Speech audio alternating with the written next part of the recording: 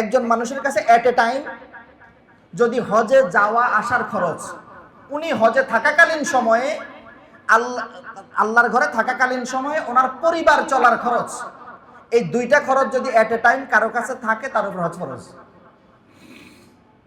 জাকাতের টাকা জাকাত কখন ফরজ ভাই?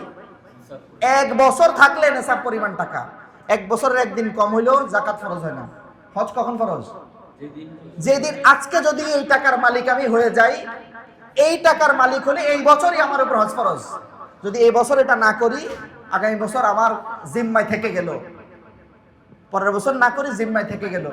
আচ্ছা বলেন তো ভাই, আমাদের এই সমাজে এই 8.5 লাখ টাকা, ধরেন ওনাদের প্যাকেজ ছিল 6.5 লাখ, পরিবার চলতে আরো 2 লাখ, এই 8.5 লাখ টাকার মালিক না এরকম সমাজে মানুষ অনেক। হজে কত মানুষ যায়?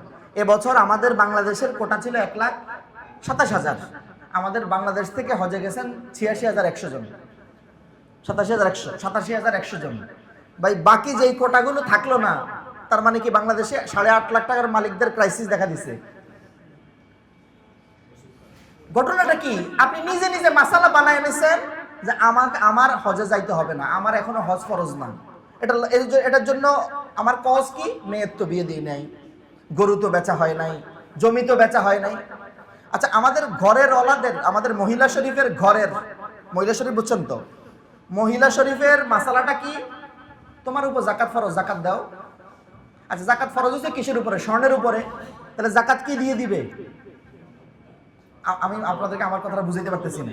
কারো উপর যদি স্বর্ণ থাকে তো জাকাত ফরজ না, তো জাকাতটা কি দিয়ে দিবে উনি? স্বর্ণ দিয়েই তো দেওয়ার কথা। তো স্বর্ণ দিয়ে দিলে না, স্বর্ণ বেচে দাও না। উনি বলবে না আমার জাকাত আমি দিব, তুমি দাও।